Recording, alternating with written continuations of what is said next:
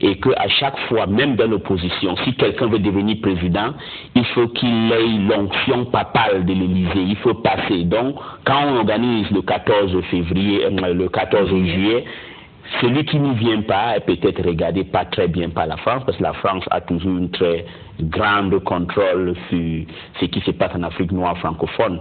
Il faut savoir. Et donc le Congo est resté indépendant d'une certaine manière, monsieur Lee, on peut dire ça. Le Congo, pas seulement le Congo, bon, le Cameroun francophone, le Togo. Je dis toute l'Afrique francophone n'a pas d'indépendance. C'est une dépendance de façade. Parce que l'indépendance des drapeaux, c'est une bonne chose, mais c'est lui qui tient la bourse, donc celui qui tient l'économie, c'est lui qui a vraiment, qui vous contrôle. Et l'une des façades, l'une des chaînes que la France a sur les pays de l'Afrique francophone, c'est l'aspect économique. Eux, ils contrôlent la monnaie. Il faut savoir qu'en dehors des territoires, l'une des marques de souveraineté d'un pays, c'est la monnaie. Quand vous n'êtes pas capable de contrôler votre monnaie, ça veut dire que vous n'êtes pas indépendant. Il faut savoir que le franc CFA, que le Congo et les autres pays comme le Cameroun et les autres utilisent, sont domiciliés au trésor français. Donc ça veut dire qu'ils ne sont pas vraiment indépendants. Et voilà les raisons pour lesquelles Laurent Gbagbo a eu des problèmes en Côte d'Ivoire. Avant Laurent Gbagbo, on a eu Isidore Thomas Sankara. Et avant lui, il y a eu d'autres présidents de l'Afrique francophone qui ont été tués, où on a organisé des coups d'État contre eux, juste simplement parce qu'ils ont voulu pas faire tête. Ils ont voulu être indépendants. Il y a un cas crié, c'est le cas de Sylvanus Olympio. Il a été tué le 15 juin 63, si je ne me trompe pas le mois, mais en 63. Et c'était le jour où il avait déclaré qu'il va quitter de la zone franc et qui lui avait tué, c'était Gnassingbé Eyadema, qui est quelqu'un qui a travaillé dans l'armée française. Donc vous voyez un peu tout ce qui se passe. Vous avez encore l'histoire d'un certain Jean Bendel Bokassa, qui était devenu empereur. Lui, il a eu ce qu'il est devenu. Il n'était pas peut-être un enfant de cœur, mais son crime était que lui, il avait à un certain moment voulu quitter du joug française pour se mettre du joug l'Union soviétique, en passant par les représentants de l'Union soviétique à l'époque en Afrique, c'était la Libye, et il y a eu l'opération Barracuda qui a mis fin à son règne et toute une histoire a été rencontrée. Et voilà un peu, je trouve que tout le monde était là parce qu'il fallait faire plaisir à l'ambassadeur de France, parce que maintenant à la case de Gaulle, il y a un livre où il faut écrire, j'ai écrit que j'étais présent, donc un peu, et ceux qui gouvernent dans les pays francophones sont ceux qui sont toujours supportés par la France. Ceux qui n'ont pas l'onction de Paris ne peuvent pas gouverner.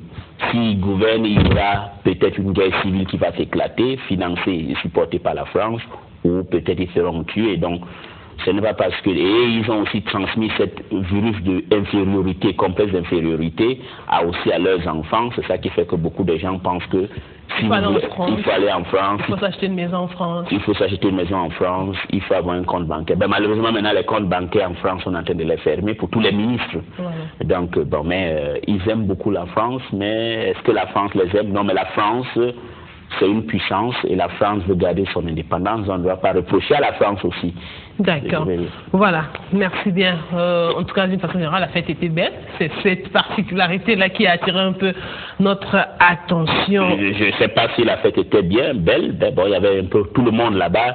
Le gratin de Brazzaville, le gratin de pouvoir, que ce soit de l'opposant ou de la majorité. Et là-bas aussi, j'ai rencontré le ministre, pas Georges Moyen, il était là, le Georges Moyen, le ministre Coliné Makosso. Ouais. Lui, il est ministre de la jeunesse et d'instruction civique. Bon, ce qui m'a touché, il a dit que moi j'étais le porte-parole de l'opposition. Et j'ai trouvé ça un peu stupide de la part d'un ministre de la République pour penser que on est quand même au Congo, et au Congo, tout le monde doit s'exprimer. Le fait qu'on invite l'opposition à MN Télévision ne veut pas dire que c'est un crime. Et puis, les opposants là ne sont pas des étrangers, ce sont les Congolais. Ça participe à la démocratie du Congo et de montrer que le Congo c'est une république ouverte. Le Congo ce n'est pas la Corée du Nord. Mais je trouve ça un peu irresponsable de M. Makosso, qui est ministre des instructions civiques. Je ne sais pas ce qu'il apprend aux gens. Est-ce qu'il apprend aux gens qu'on ne doit pas respecter la différence de point de vue? Et deuxièmement, M. Makosso, leur hôtel auberge de la jeunesse à Pointe-Noire. Je comprends qu'il ne connaît rien de l'instruction civique. Là-bas, quand tu y habites, il n'y a pas de facture. Les gens, donc je ne sais pas comment on fait les comptabilités. Donc il faudra que M. Makosso, même s'il est ministre, qu'il apprenne que le Congo, ce n'est pas la Corée du Nord, ce n'est pas l'Érythrée, ce n'est pas le Zimbabwe, et que tout le monde au Congo a le droit de parler. Et puis sur notre chaîne, c'est une chaîne ouverte, et puis nous suivons à la lettre l'actualité et les instructions du chef de l'État. Le chef de l'État lui-même, Fatou Nguesso, aime la liberté d'expression, il aime les différences. C'est quand même lui qui est le chantre de la démocratie multipartite au Congo. Donc je trouve que M. Makosso doit un peu apprendre, c'est un peu désolant d'un ministre des institutions civiques qui est par ailleurs ici le représentant de Harmattan. Je pense peut-être là-bas aussi, si vous écrivez les livres qui ne sont pas les livres qui embellissent le président de la République, qui parlent bien du Congo, il ne va pas accepter. Mais je pense que le Congo c'est une république ouverte et qu'il fait honte. Il ne doit pas, il doit savoir que le Congo est libre, hein, et on dit tout ce qui est problème. Je ne suis pas un porte-parole de l'opposition, je ne suis qu'un journaliste, et un journaliste doit donner son point de vue et doit recevoir tout le monde, et moi je veux toujours recevoir tout le monde à condition que la personne n'insulte pas et ne diffame pas. Voilà, merci beaucoup. C'est une réaction de M. Ly par rapport aux propos du ministre de la Jeunesse et de l'Instruction civique, M. Collinet. Oui, peut-être il parlait, si c'était une blague, moi je blague pas dans ce genre de choses, parce que s'il dit ça, c'est ce qu'ils se disent entre eux, parce qu'ils connaissent très bien. Il reste un peu raconte n'importe quoi. On ne peut pas vouloir régresser le Congo. On doit faire que le Congo avance. Et le Congo ne se limite pas à Brazzaville et à Pointe-Noire. Le Congo, tout le monde regarde le Congo, et c'est une bonne chose. Je vois qu'au Congo, les gens s'expriment librement, et que le Congo n'est pas le Zimbabwe, et le Congo n'est pas l'Érythrée ou la Corée du Nord. Voilà, merci monsieur. Avant de se quitter, il y a une question de notre téléspectateur Aristide Ortegandari qui pose cette question à M. Smith. Pourquoi les États-Unis, la communauté internationale n'intervient pas à la décision ou aux différentes décisions prises par Israël pour frapper la Palestine? Bon, je crois c'est très tendu. Je trouve que c'est quelque chose de l'actualité. La communauté internationale est un peu dépassée, mais l'Égypte est en train de tenter de faire une médiation. Ils ont réussi à obtenir une certaine accalmie du côté israélien, mais c'est le Hamas qui a refusé d'obtempérer ou de respecter ce cessez-le-feu. Il faut savoir que Israël le fait pour se défendre contre Hamas.